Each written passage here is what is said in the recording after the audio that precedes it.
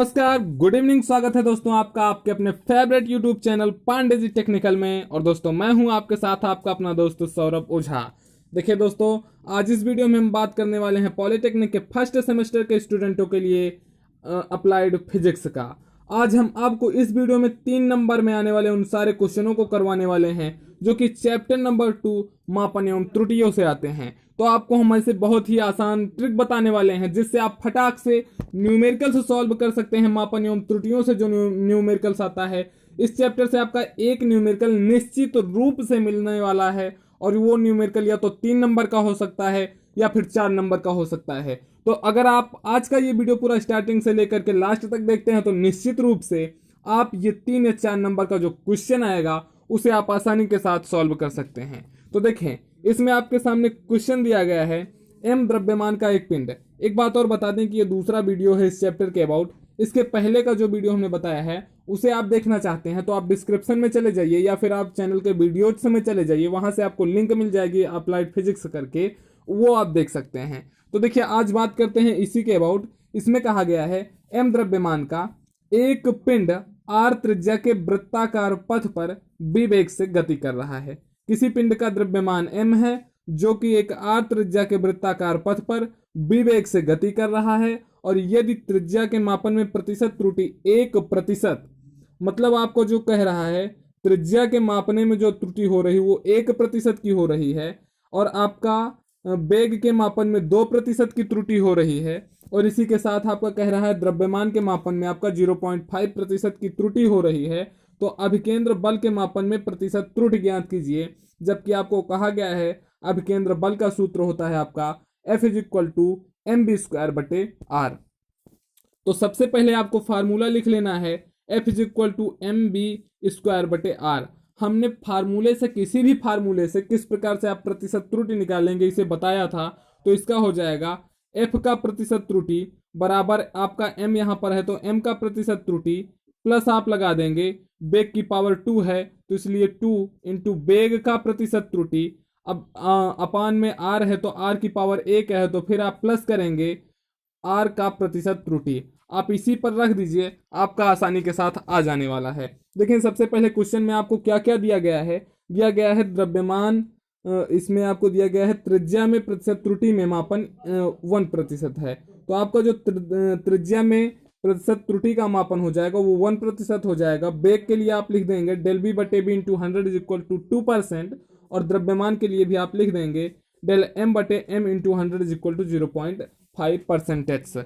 तो सीधे सीधे आपको जो ये सूत्र दिया गया है इसी सूत्र को आप तोड़ेंगे। तो अभी हमने जस्ट आपको बताया था, सबसे पहले m में प्रतिशत त्रुटि प्लस b की पावर 2 है तो 2 इंटू वेग में प्रतिशत त्रुटि प्लस r में प्रतिशत त्रुटि, इसको रख करके आप आसानी के साथ सॉल्व कर लीजिए, आपका आ जाएगा। हमने F=mv²/r को जब सॉल्व किया, देखें ये क्वेश्चन इंपॉर्टेंट है, 2016 में आया हुआ यह क्वेश्चन है, ठीक है। और इसी तरह के क्वेश्चन आपको मिलने वाले हैं।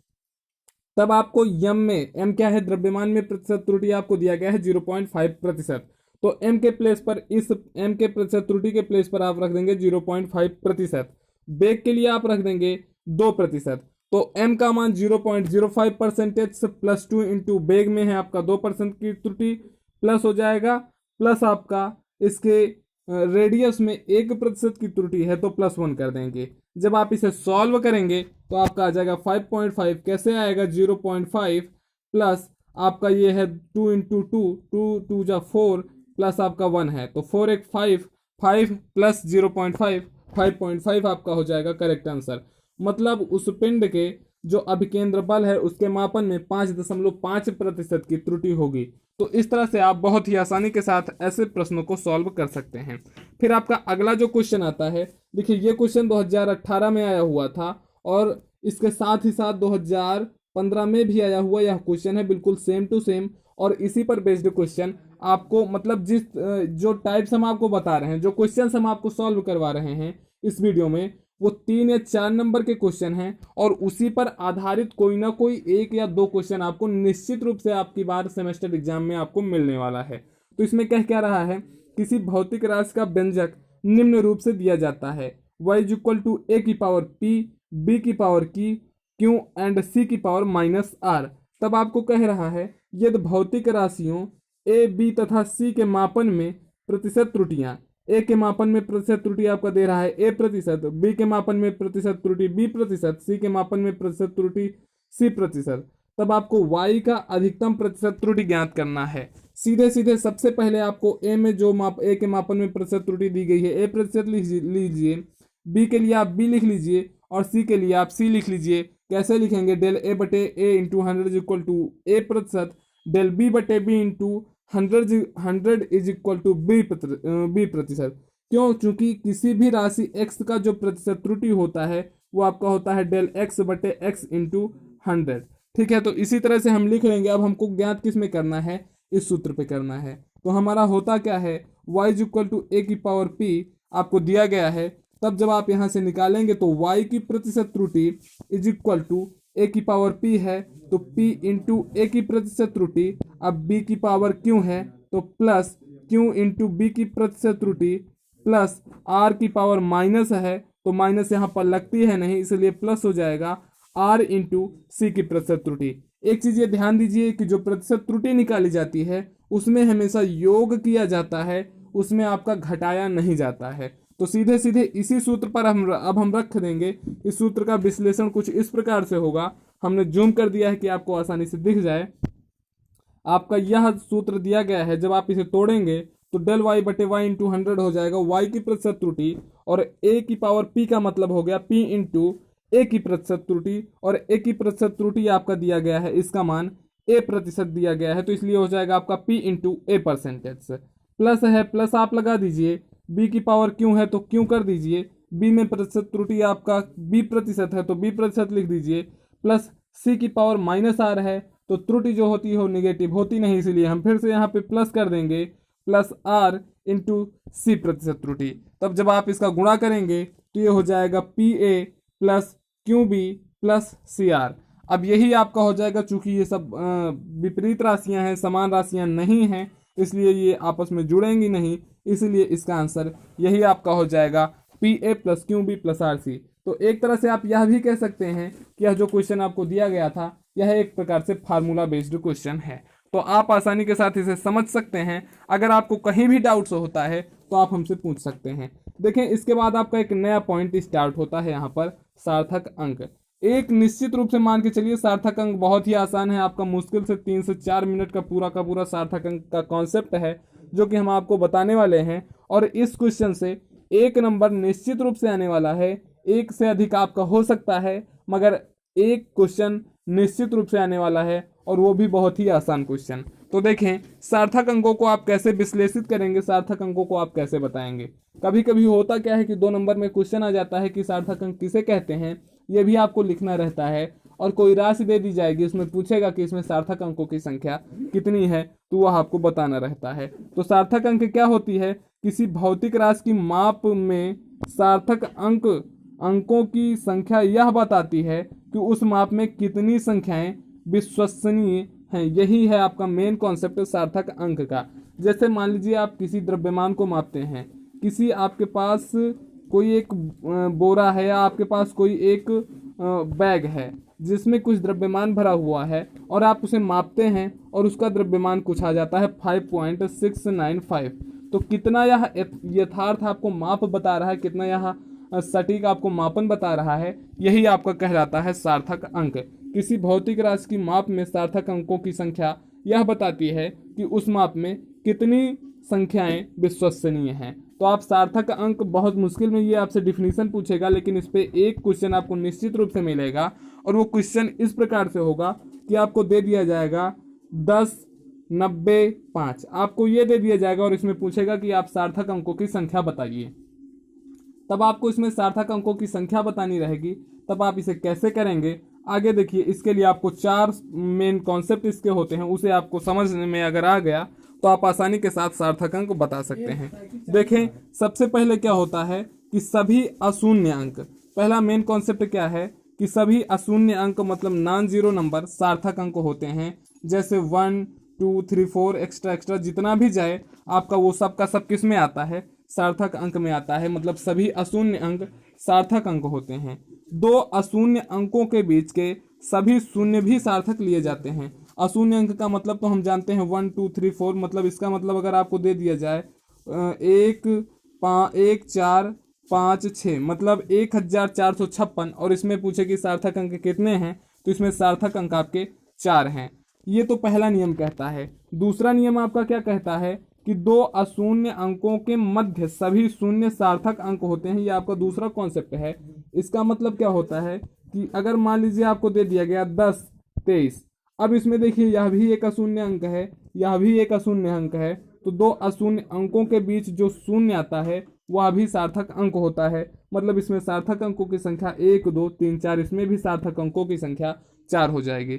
जैसे आपको इसमें एग्जाम्पल दिया गया है 104 दिया गया है, तो ये जो 0 है ये दो अशून्य अंकों के बीच में आया हुआ है, इसलिए यह भी सार्थक अंक हो जाएगा, और उसमें सार्थक अंकों की संख्या कुल कितनी हो जाएगी आपकी 3। तो इस प्रकार से ये सार्थक अंक के दो मेन कॉन्सेप्ट रहे। फिर सार्थक अंक का तीसरा कॉन्सेप्ट आपका क्या कहता है, यदि कोई माप 1 से छोटी है तो दशमलव के दाईं ओर के सभी शून्य प्रथम अशून्य अंक के बाईं ओर के सभी शून्य सार्थक अंक नहीं होते हैं। इसका क्या मतलब हुआ, जैसे आपको दे दिया जाए 0.01902, अब अगर आप इसमें देखेंगे, ठीक है, आप इसमें ध्यान से देखिए तो क्या लिखा गया है, दशमलव है, दशमलव के पहले कोई सार्थक अंक नहीं है, यहाँ पे 0 है, अशून्य अंक नहीं है, 0 है, और दशमलव के बाद भी आपका शून्य है, तो ये दोनों अंक आपके सार्थक अंक में नहीं लिए जाते हैं। सार्थक अंक आपका यहाँ से स्टार्ट होगा, तो इसमें सार्थक अंक आपके हो जाएंगे 1 2 3 4, इसमें सार्थक अंकों की संख्या आपकी हो जाएगी 4। ये दोनों सार्थक अंक नहीं लिए जाएंगे। या इसका दूसरा एग्जाम्पल अगर आप इस तरह से समझें, अगर आपको दे दिया जाए 0.00052, अब आप इसमें देखें कि दशमलव के पहले भी शून्य है और दशमलव के 3 स्थान तक भी शून्य है, इसलिए इसमें सार्थक अंक केवल 2 होंगे, 5 और 2। ठीक है, तो ये आपका तीसरा नियम कहता है। चौथा नियम आपका क्या कहता है कि कोई भी माप अगर मापते हैं, मान लीजिए आप यहाँ से यहाँ तक की डिस्टेंस मापते हैं और ये 130 किलोमीटर है, तो इसमें भी केवल दो ही सार्थक अंक होते हैं। किसी भी मापन में आपका ये 0 नहीं लिया जाता है, मगर 0 किसी किसी कंडीशन में ले लिया जाता है, जहां पर आपको यह निश्चित रूप से दूरी बताए या फिर निश्चित रूप से मानक बताता है, वहां पर इस 0 को भी काउंट कर लिया जाता है। मगर अगर ऐसी स्थितियां होती हैं तो ऐसी स्थितियों में आपका 0 नहीं काउंट किया जाता। जैसे आपको यहाँ पर एग्जाम्पल दिख रहा होगा 130 किलोमीटर, या फिर इसी को आप लिख सकते हैं 130,000 मीटर। तो इसमें जितने भी 0 हैं वो सब सार्थक अंक नहीं है, इसमें सार्थक अंकों की संख्या केवल 2 ही है। फिर आपका एक और क्या आता है कि दशमलव वाली संख्या में दशमलव के बाद सभी शून्य सार्थक अंक होते हैं। मान लीजिए आपको लिख दिया गया 6.025। अब यहाँ पर आप देखिए कि दशमलव के पहले क्या है, एक अशून्य संख्या है और दशमलव के बाद आपका शून्य है। इसको फिर से लिख देते हैं 6.025 आपका है। आप यहाँ पर देखें दशमलव के पहले अशून्य संख्या है, इसलिए दशमलव के बाद जितने भी 0 आते हैं वो सभी आपके सार्थक अंक हो जाएंगे। तो इसमें सार्थक अंकों की संख्या 1 2 3 4 हो जाएगी। तो इस तरह से आप आसानी के साथ सार्थक अंक बता सकते हैं। आपको कहीं भी डाउट हो सकता है तो आप हमें कमेंट कर सकते हैं या फिर आप हमें मेल कर सकते हैं। हमारी मेल आईडी है saurabha03722@gmail.com या फिर सौरभ ओझा 03722@gmail.com पर आप अपने डाउट्स हमें भेज सकते हैं। हम बिल्कुल उसका आपका निवारण करेंगे। ये तो रहा आपका सार्थक अंकों का मेन कॉन्सेप्ट। इसके बाद अगर आपको दे दिया जाए ये ऐसी संख्याएं जिनमें 10 की घात सम्मिलित हों, तो 10 की घातों को सार्थक अंक के रूप में नहीं माना जाता है। कैसे, इसे आप कैसे समझेंगे? अगर आपको दे दिया गया 5 × 10 की घात 10, तो देखें भाई इसमें 10 की भी पावर चाहे जितनी हो, ये सार्थक अंक में आपका नहीं आएगा। केवल सार्थक अंक इसमें केवल कितना है, 1 ही है। तो इस प्रकार से आप सार्थक अंकों को आसानी के साथ पहचान सकते हैं।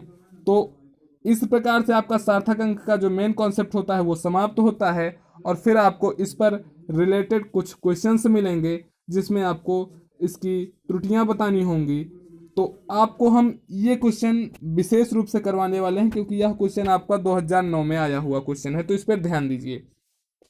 इसमें कहा गया है कि एक वर्नियर कैलिपर का अल्पतमांक 0.01 सेंटीमीटर है, ध्यान दीजिए, ये क्वेश्चन 1 नंबर में पूछ सकता है कि वर्नियर कैलिपर का अल्पतमांक कितना होता है। तो वर्नियर कैलिपर का अल्पतमांक 0.01 सेंटीमीटर होता है।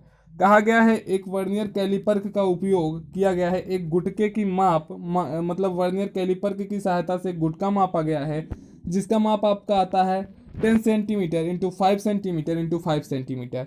मतलब 10 सेंटीमीटर उसकी लंबाई, 5 इसकी चौड़ाई और 5 सेंटीमीटर है इसकी हाइट।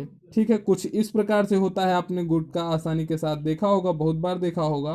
तो ये होती है इसकी माप। तो ये आपको 10 दिया गया है, यह 5 दिया गया है, और आपका यह जो है यह भी आपका 5 ही दिया गया है। तो लंबाई भी 5, चौड़ाई भी 5 और ऊंचाई भी 5।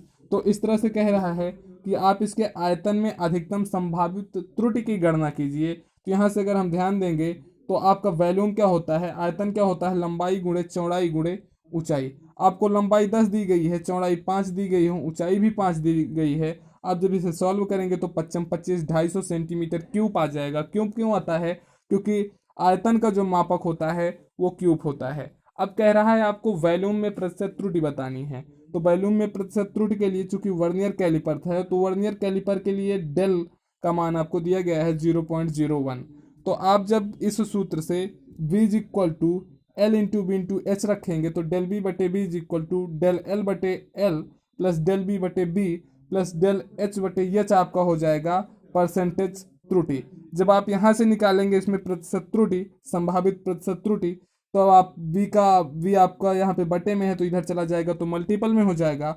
आपको डेल एल का मान पता है 0.01, एल का मान पता है आपको 10, डेल बी का मान आपको पता है 0.01, v का मान आपको पता है 5, डेल एच का मान आपको पता है 0.01, एच का भी मान आपको पता है 5, और बी का मान हमने निकाला है 250 सेंटीमीटर क्यूब। सभी मापक ध्यान रखिएगा, सभी मापक यहाँ पर सेंटीमीटर में ही होंगे। आप जब इसे सॉल्व करेंगे तो आपका डेल बी में मतलब आयतन में संभावित प्रतिशत त्रुटि आपकी आ जाएगी 1.25 सेंटीमीटर क्यूब। इस तरह का क्वेश्चन आपका 3 नंबर में पूछ सकता है कभी कभी। तो इस तरह से आप प्रश्नों को सॉल्व कर सकते हैं। फिर हम अपने अगले वीडियो में आपको सार्थक अंकों के अबाउट न्यूमेरिकल्स करवाएंगे। तब तक के लिए दोस्तों नमस्कार। आप अगले वीडियो का इंतजार करिए, क्योंकि अगले वीडियो में हम आपको सार्थक अंकों का पूरा न्यूमेरिकल्स करवाने वाले हैं। तो नमस्कार, जय हिंद। फिर मिलते हैं अगले वीडियो में, तब तक के लिए जय हिंद।